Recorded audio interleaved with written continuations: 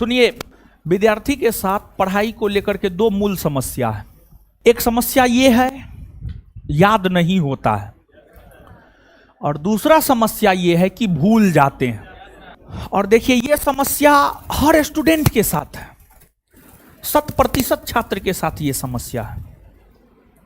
याद नहीं होता है और दूसरा भूल जाते हैं। देखिए, पहला याद नहीं होता है, इसका कारण क्या है जानते हैं? आप लोग चीजों को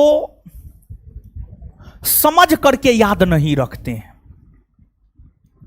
अगर आप चीजों को समझ करके अर्थात कंसेप्चुअली जाइएगा तो कंसेप्चुअली आपको चीज तुरंत याद हो जाएगा।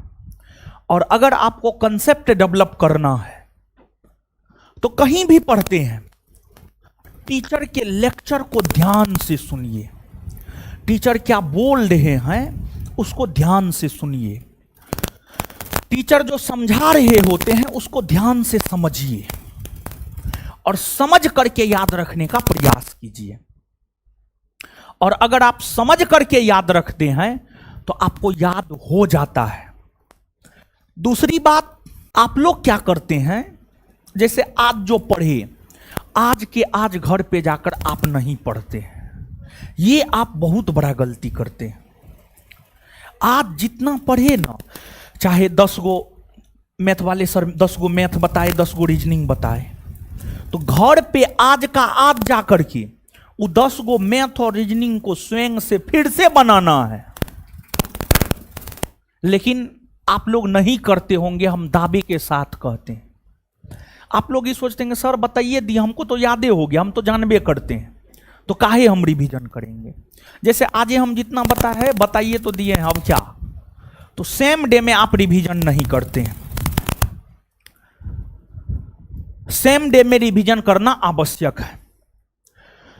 याद नहीं होता है, इसका पहला सॉल्यूशन यह है, जैसे टीचर के लेक्चर को कंसेप्चुअली सुनना है। दूसरा काम, सेम डे में उसका रिवीजन करना है। चाहे आप कुछ भी पढ़ते हैं, मैथ पढ़ते हैं, रीजनिंग पढ़ते हैं, जीएस पढ़ते हैं, इंग्लिश पढ़ते हैं, कुछ भी पढ़ते हैं, जितना टीचर पढ़ाया एक दिन में उतना का रिवीजन करना है।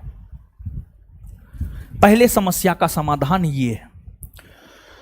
दूसरी समस्या है याद नहीं रहता है, उसका सॉल्यूशन है बार बार रिवीजन करना, बार बार रिवीजन करना।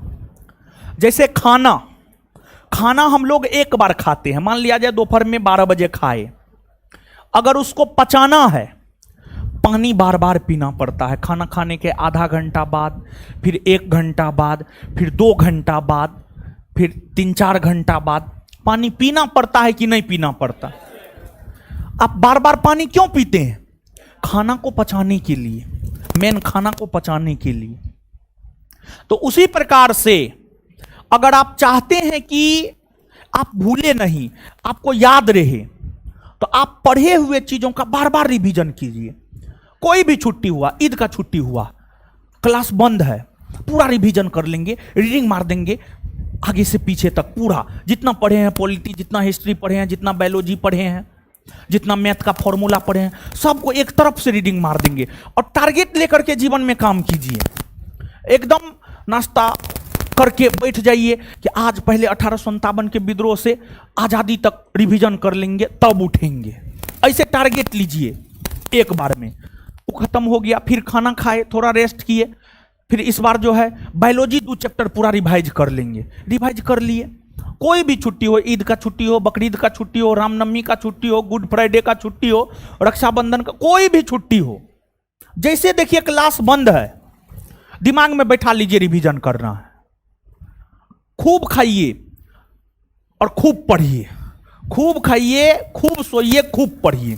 अभी आपको 3 गो काम करना है, खूब खाना है, खूब पढ़ना है और खूब सोना है। ये 3 काम करना है, समझ गए? लेकिन आप क्या कीजिएगा पता है? हम ना बताते, आप क्या कीजिएगा?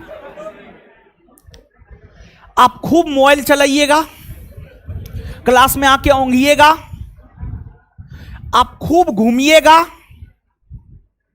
कभी क्लास आइएगा कभी नहीं आइएगा। तो ऐसे में थोड़े होता है।